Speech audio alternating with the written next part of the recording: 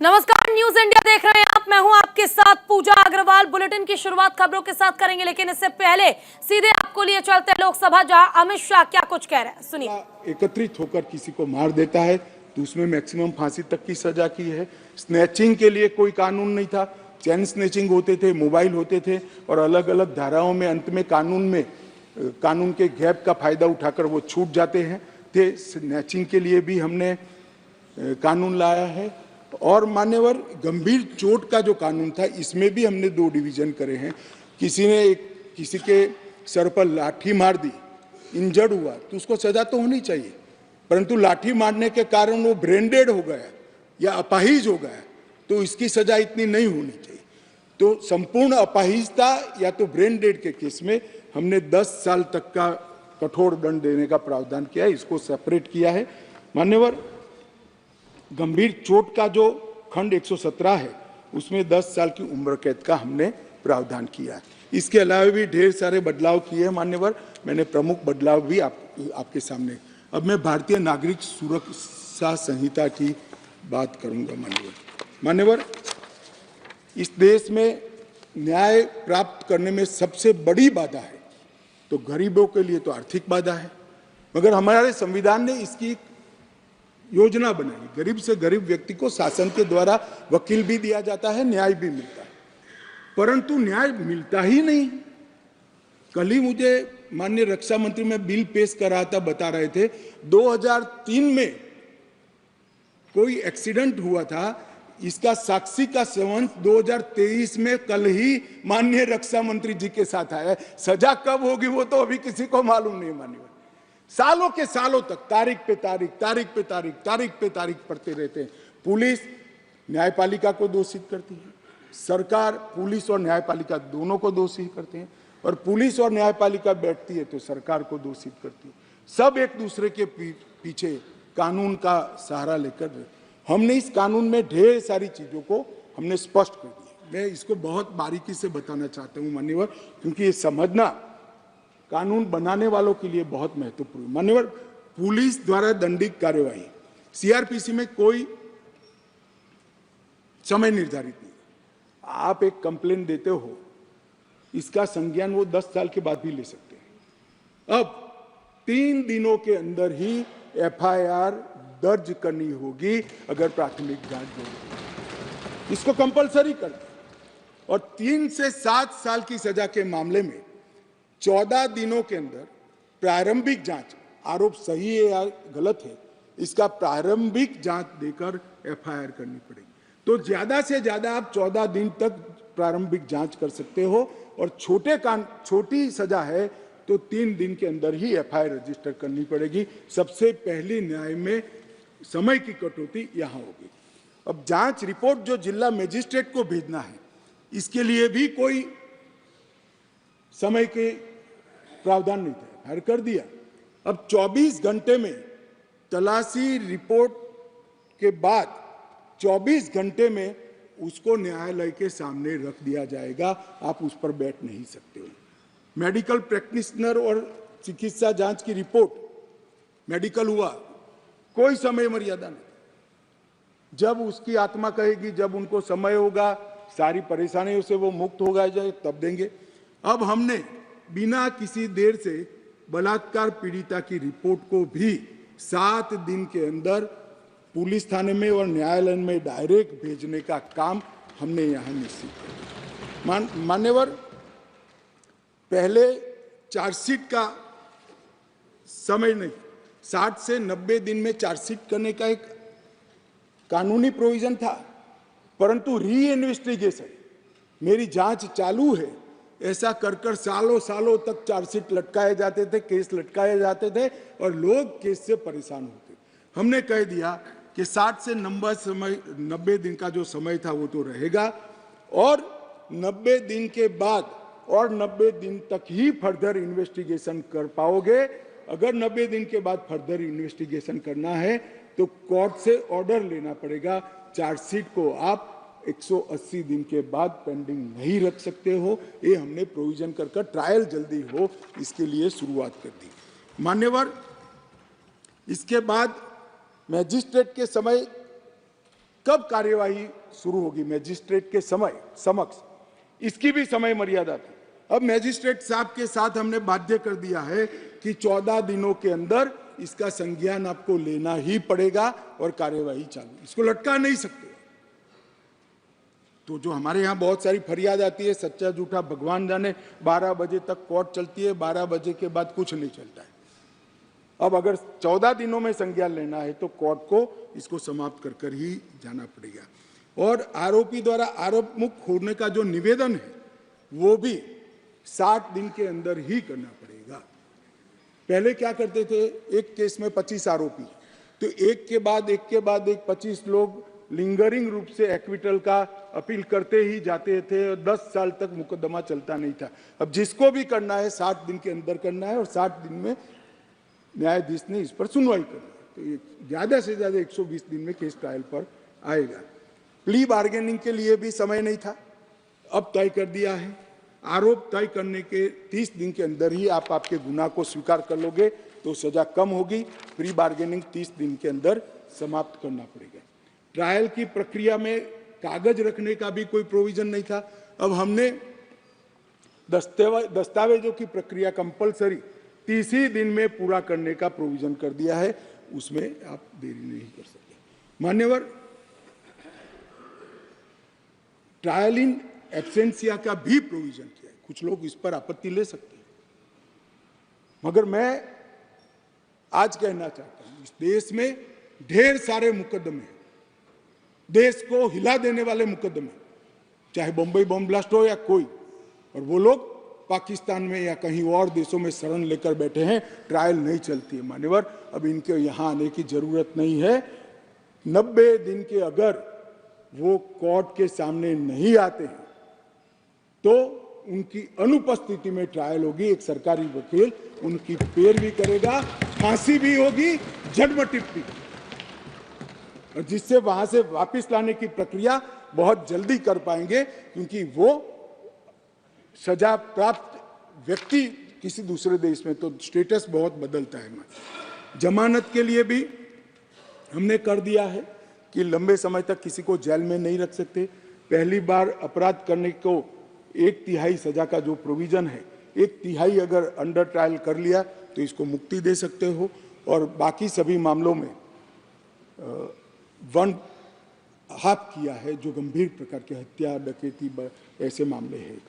Judgement सालों सालों तक, महीनों तक नहीं आता था। अब हो गया है कि मुकदमे की समाप्ति के बाद जज साहब को 45 दिन के अंदर ही जजमेंट देना पड़ेगा, वो इससे ज्यादा लेट नहीं कर सकते। मान्यवर, जजमेंट और सजा के बीच में भी बहुत बड़ा समय था, उसका भी समय निर्धारित कर दिया है, और सजा निर्णय देने के 7 दिन के अंदर ही सुना देनी पड़ेगी, उसको आप लिंगरिंग नहीं कर सकते। मान्यवर, फिर दया याचिका के मामले आते थे। सालों तक दया याचिका करते ही नहीं, और दया याचिका कोई एनजीओ करता था, कोई दूर दूर के लोग करते थे, जिसका कोई दया तो वही मांग सकता है जिसको दंड मिला है। दया मांगने का अधिकार और किसी को नहीं। मान्यवर, उच्चतम न्यायालय की अपील खारिज करने के 30 दिन के अंदर ही दया की अर्जी करनी पड़ेगी, बाद में आपको इसका अधिकार नहीं रहेगा। राज्यपाल, सरकार, सबके लिए यस और नो कहने का समय का प्रावधान भी इसमें हमने मान्यवर तय कर दिया। महिलाओं की सुरक्षा के लिए भी इसमें ढेर सारे प्रावधान किए मान्यवर। ई-एफआईआर से अगर किसी को सबसे बड़ा राहत मिलने वाला है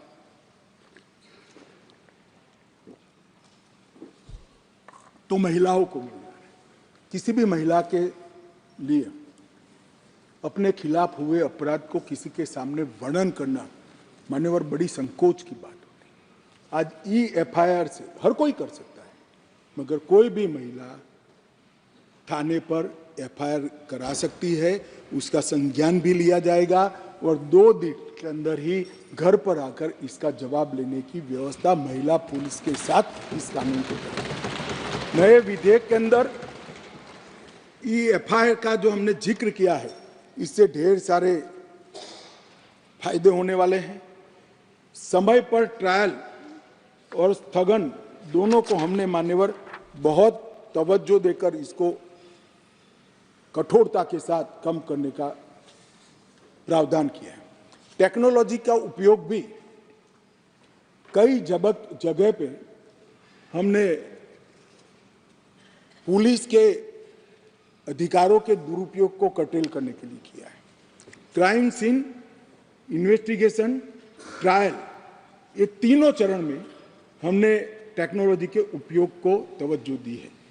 पुलिस जांच में पारदर्शिता और जवाबदेही इससे निश्चित रूप से सुनिश्चित तो होगी ही होगी, परंतु सबूतों की गुणवत्ता में भी सुधार होगा। विक्टिम और आरोपी दोनों के अधिकारों की रक्षा होगी।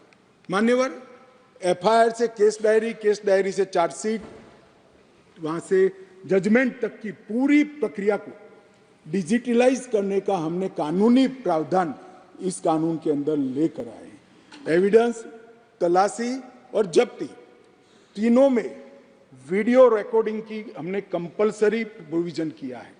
कोई भी घर पे जाकर पुलिस जब्ती करती है तो उसका वीडियो रिकॉर्डिंग किया जाएगा, एविडेंस कलेक्ट करते हो उसका भी हो जाएगा और तलाशी का भी हो जाएगा। इससे कोई किसी को फ्रेम करने की संभावनाओं पर बहुत बड़ी कमी आ जाएगी। और बलात्कार के मामले में भी पीड़ित का बयान कंपलसरी करने का निर्णय नरेंद्र मोदी सरकार ने किया है। वो लेना ही पड़ेगा, ऑनलाइन बयान लेना पड़ेगा, इसका रिकॉर्डिंग करना पड़ेगा, जिससे वगदार आदमी आने के बाद वो बयान को बदलवा नहीं सकता। मान्यवर, दूर दूरस्थ के गांवों में बयान तो ले लीजिए जाते हैं, मगर जब मालूम पड़ता है कि बलात्कार किसने करा है तो बयान को बदल भी दिए जाते हैं। अब ऑनलाइन बयान लेना है और इसकी 3 कॉपी 3 जगह पे, एक हॉस्पिटल में, एक पुलिस थाने पर और एक न्यायाधीश के यहाँ 24 घंटे में पहुंचानी है, जिससे बदलने में बहुत बड़ी दिक्कत होगी। मान्यवर, इसके साथ साथ हमने फोरेंसिक के उपयोग को भी बहुत महत्व दिया है। दुनिया भर के अदालतों का अगर विश्लेषण करते हैं तो हमारे यहाँ सजा कराने का दर बहुत कम है। मान्यवर, इसको अगर बढ़ाना है तो साइंटिफिक एविडेंस पर थ्रस्ट देना पड़ेगा। इसलिए ये बिल के अंदर क्वालिटी ऑफ इन्वेस्टिगेशन में सुधार करने के लिए इन्वेस्टिगेशन साइंटिफिक पद्धति से हो इसलिए और 90% का कन्विक्शन रेट का लक्ष्य रखते हुए हमने एक प्रावधान किया है कि 7 साल से ज्यादा सजा जिस गुना में है वो सभी में एफएसएल टीम के विजिट को कंपलसरी कर दिया गया है, जिससे एफएसएल की विजिट। मान्यवर, कई लोग कहते हैं कि कब होगा, मैं बताता हूं। नरेंद्र मोदी सरकार टुकड़े टुकड़े में नहीं चलती। नरेंद्र मोदी जब गुजरात के मुख्यमंत्री थे तब उन्होंने गुजरात फॉरेंसिक साइंस यूनिवर्सिटी बनाई, फिर प्रधानमंत्री बने तो नेशनल फॉरेंसिक साइंस यूनिवर्सिटी बनाई और नेशनल फॉरेंसिक साइंस यूनिवर्सिटी में अब तक लगभग एनएफएसयू के 7 परिसर और 2 ट्रेनिंग एकेडमी खुल चुके हैं 9 राज्यों में। और 5 साल के बाद मैं देश की जनता को आश्वस्त करना चाहता हूं, हर साल 35,000 फॉरेंसिक एक्सपर्ट यहां से बाहर निकलेंगे जो इस हमारी रिक्वायरमेंट को। तब तक हमने फॉरेंसिक मोबाइल वान का भी प्रोविजन कर दिया है और फॉरेंसिक को आउटसोर्स करने के लिए भी रूल्स बनाए हैं मान्यवर। और दिल्ली में इसका ये जो 7 साल वाला प्रोविजन है इसका ट्रायल भी शुरू हो गया है और बहुत उत्साहजनक परिणाम हमें मिले हैं मान्यवर।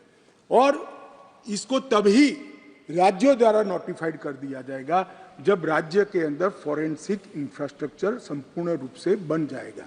इसमें हमने पुलिस स्टेशन, तहसील, जिला और पूरा राज्य चारों को नोटिफाइड करने की योजना बनाई है। मानो एक शहर में फॉरेंसिक की व्यवस्था हो गई तो वो शहर को नोटिफाइड कर सकते हैं, कंपलसरी हो जाएगा। एक क्षेत्र में हो गई तो क्षेत्र में करेंगे, एक जिले में हो गई तो जिलों को करेंगे और जब सब समाप्त हो जाएगा तब पूरे राज्य को नोटिफाइड करेंगे। और इसके माध्यम से सजा कराने की बहुत बड़ी क्षमता प्रोसिक्यूशन की बढ़ेगी। मान्यवर, लगभग 2000 करोड़ रुपया भारत सरकार ने इसके लिए राज्यों को दिया है और 30 राज्य और संघ क्षेत्रों ने इसका काम भी चालू कर दिया है। और हम 6 अत्याधुनिक सेंट्रल फॉरेंसिक साइंस लेबोरेटरी भी बना रहे हैं। मान्यवर, जीरो एफआईआर, कई लोग कहते हैं कि जीरो एफआईआर पहले से थी, लेना कंपलसरी नहीं था। आपको कोई भी व्यक्ति ना बोल सकता था, इसकी कोई कानूनी धारा भी नहीं थी जिससे इसकी पुष्टि हो जाए।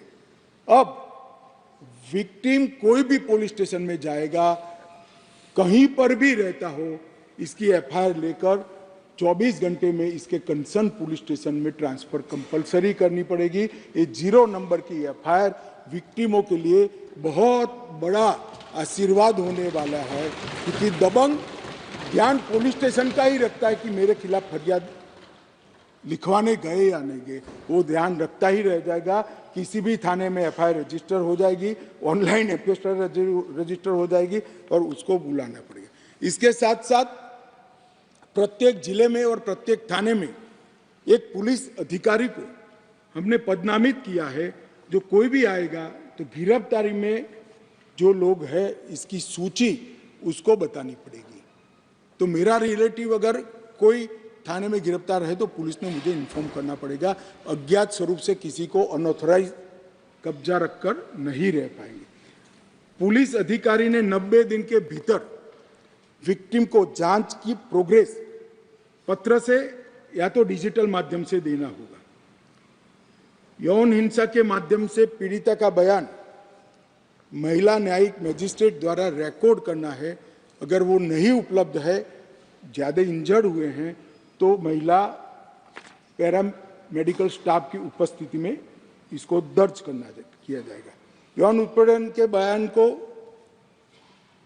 यही है जो मैंने कहा, और जहां तक हो सके बयान रिकॉर्ड करते वक्त इसके माता पिता या अभिभावक को भी उपस्थित रखने का प्रयास किया जाएगा।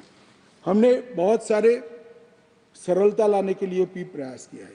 जैसे समरी ट्रायल में अब तेजी आ जाएगी। पहले 2 वर्ष तक थे, अब 3 वर्ष तक कर दिए हैं। कम गंभीर मामलों में अब समरी ट्रायल हो जाएगा तो ट्रायल जल्दी होगी। सिविल सर्वेंट के विरुद्ध प्रोसिक्यूशन जो सरकारी अधिकारियों के खिलाफ। और यहाँ वक्त छोटे से ब्रेक का है, जल्द लौटेंगे।